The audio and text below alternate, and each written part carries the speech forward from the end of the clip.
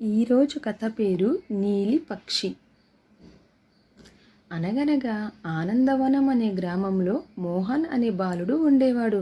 మోహన్ చాలా మంచి మనసున్నవాడు. కానీ అతనికి ఒక అలవాటు ఉండేది. తన జీవితంలో ఏదైనా మంచిది జరగాలంటే అదృష్టమే కారణమని నమ్మేవాడు. కష్టపడడం కంటే అదృష్టం కోసం ఎదురు చూడడానికే ఎక్కువ సమయం వెచ్చించేవాడు. ఒకరోజు గ్రామానికి ఒక వృద్ధ ప్రయాణికుడు వచ్చాడు. గ్రామస్తులు అతనికి ఆతిథ్యం ఇచ్చారు. మాటల మధ్యలో ఆ వృద్ధుడు ఒక విచిత్రమైన విషయం చెప్పాడు. ఈ అడవిలో ఒక నీలి పక్షి ఉంది.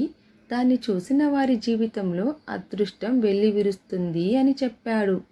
ఆ మాట విన్న వెంటనే మోహన్ మనసులో ఒక ఆలోచన వచ్చింది. ఆ పక్షిని కనుక నేను చూసేస్తే ఇక జీవితాంతం కష్టపడాల్సిన అవసరం ఉండదు అనుకున్నాడు. మరుసటి రోజు ఉదయం మోహన్ అడవిలోకి బయలుదేరాడు. చాలా గంటలు తిరిగాడు. కానీ నీలి పక్షి కనిపించలేదు. సాయంత్రం అవుతుండగా ఒక వృద్ధ కట్టెలు కొట్టేవాడు కనిపించాడు. ఏమయ్యా బాబు, ఎందుకు ఇలా అడవిలో తిరుగుతున్నావు అని అడిగాడు. మోహన్ నీలి పక్షి గురించి చెప్పాడు. వృద్ధుడు నవ్వి, నేనైతే ఎన్నో సంవత్సరాలుగా ఈ అడవిలో తిరుగుతున్నాను, కానీ ఆ పక్షిని చూడలేదు అన్నాడు. మోహన్ నిరాశపడ్డాడు. అయినా వెనక్కి తిరగలేదు. మరుసటి రోజు మళ్ళీ వెళ్ళాడు. మూడో రోజు కూడా వెళ్ళాడు. ఒక వారం గడిచిపోయింది. అయినా పక్షి కనిపించలేదు. ఒకరోజు అతను అడవిలో దారి తప్పిపోయాడు. దాహం, ఆకలితో అలసిపోయాడు. అప్పుడు ఒక చిన్న గుడిసె కనిపించింది. ఆ గుడిసెలో ఒక వృద్ధురాలు ఉండేది. ఆమె మోహన్కు నీళ్లు ఇచ్చింది, భోజనం కూడా పెట్టింది. నీలి పక్షి కోసం వెతుకుతున్నావా అని అడిగింది. మోహన్ ఆశ్చర్యపోయాడు. అవును అమ్మమ్మ అన్నాడు. అయితే ముందుగా ఈ తోటలో నాకు సహాయం చేయి అంది. మోహన్ ఇష్టం లేకపోయినా ఒప్పుకున్నాడు. ఒకరోజు పనిచేశాడు. మరుసటి రోజు కూడా పనిచేశాడు. కొన్ని రోజుల తర్వాత తోట చాలా అందంగా మారింది. వృద్ధురాలు సంతోషించింది. నీకు కష్టపడటం కూడా వచ్చు కదా అంది. మోహన్ నవ్వాడు. కానీ నేను నీలిపక్షి కోసం వచ్చాను అన్నాడు. వృద్ధురాలు దారి చూపించింది. మోహన్ మళ్ళీ ప్రయాణం మొదలుపెట్టాడు. కొంత దూరం వెళ్ళాక ఒక రైతు కనిపించాడు. అతని పొలంలో నీటి కాలువ తెగిపోయింది. రైతు ఒంటరిగా దాన్ని సరిచేయడానికి ప్రయత్నిస్తున్నాడు. మోహన్ అతనికి సహాయం చేశాడు. ఇద్దరూ కలిసి పనిచేసి కాలువ బాగు చేశారు. రైతు చాలా సంతోషించి, నువ్వు చాలా మంచి బాలుడివి అన్నాడు. మోహన్ తన ప్రయాణం కొనసాగించాడు.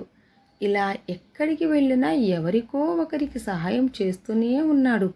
ఒకరికి కట్టెలు మోశాడు, ఇంకొకరికి ఇల్లు కట్టడంలో సహాయం చేశాడు, మరొకరికి తప్పిపోయిన మేకను వెతికి ఇచ్చాడు.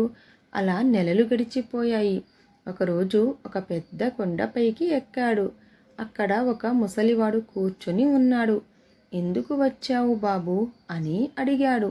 మోహన్ నీలిపక్షి కథ చెప్పాడు. ముసలివాడు నవ్వాడు. ఇన్ని నెలలుగా ఏం చేశావు అని అడిగాడు.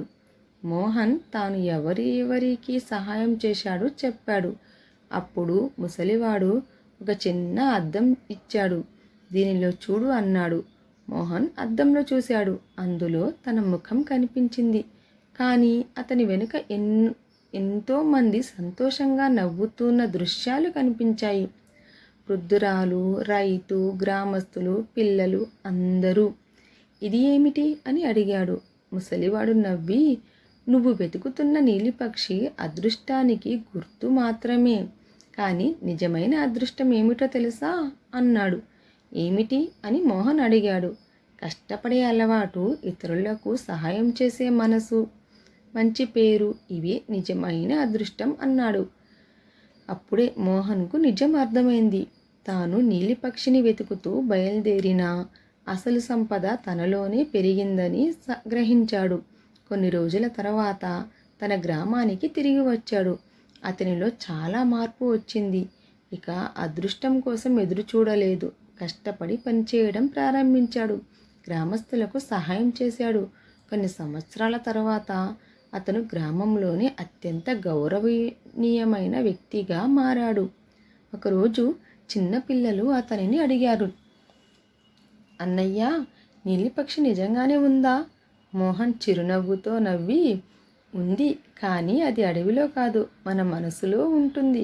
కష్టపడేవారికి అది కనిపిస్తుంది అన్నాడు. ఆ మాటలు విన్న పిల్లలు ఆనందంగా చప్పట్లు కొట్టారు. ఆ రోజు నుంచి ఆనందవనం గ్రామంలో ఒక మాట అందరూ చెప్పుకునేవారు, అదృష్టం వెతకాల్సినది కాదు, కష్టంతో సృష్టించుకోవాల్సింది. నీతి: అదృష్టం కోసము ఎదురు చూడకూడదు. కష్టం, మంచి మనసు, సహాయం చేసే గుణమే నిజమైన అదృష్టాన్ని తీసుకువస్తాయి. Thanks for watching.